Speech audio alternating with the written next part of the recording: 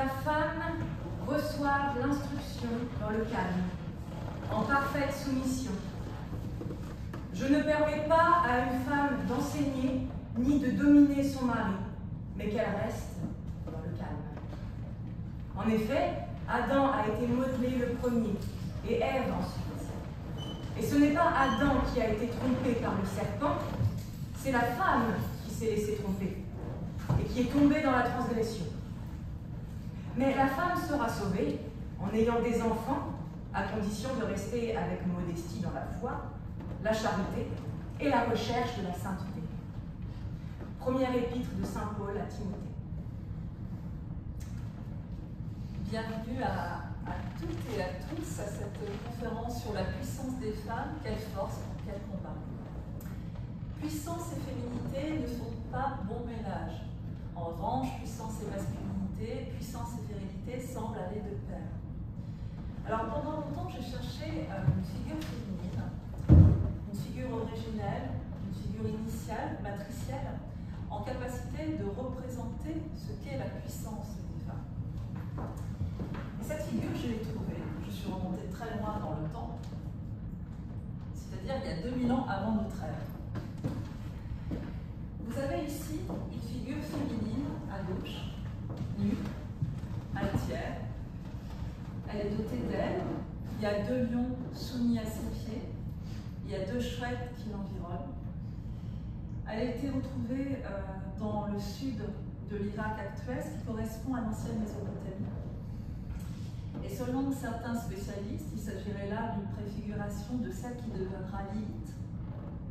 C'est-à-dire qu'il s'agirait là d'une démone, Lilithou, démone parmi d'autres, exerçant ses méfaits au sein d'une tribu d'êtres malfaisants.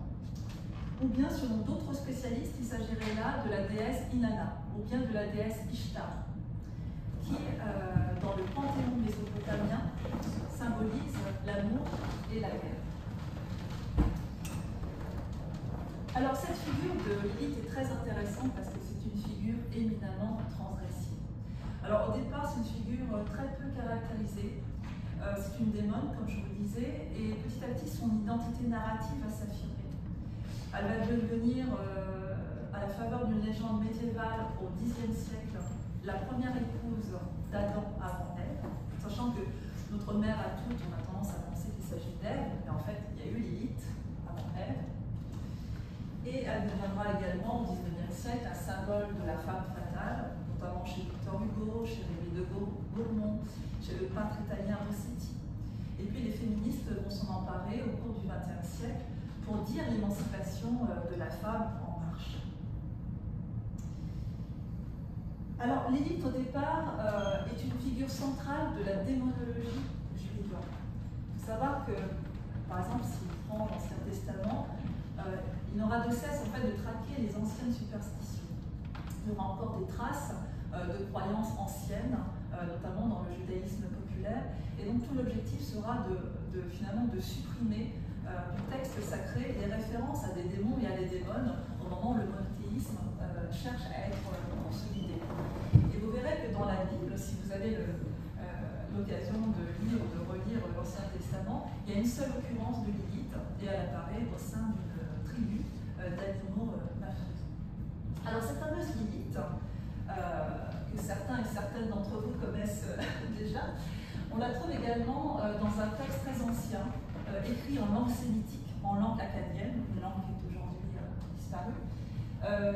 Donc on la trouve dans l'épopée de Gilgamesh. C'est l'un des plus anciens textes littéraires de l'humanité qui date de 1800 ans avant notre ère. Alors, que raconte cette deuxième tablette en argile? Elle raconte, en fait, c'est l'histoire des débuts, des commencements de l'humanité. Vous avez la déesse Inanna ou Ishtar, la déesse de l'amour et de la guerre, qui cherche à sauver un arbre d'une rivière. Elle cherche en fait à s'emparer du tronc de l'arbre pour le transformer en trône, donc symbole du pouvoir, et en lit, qui est symbole du confort. Et en fait, la pauvre déesse, elle n'y arrive pas toute seule, donc elle a recours à un héros, au héros roi héros plus exactement Gilgamesh, qui par ailleurs est un roi très autoritaire, donc elle a besoin d'un appui masculin pour pouvoir utiliser cette arme.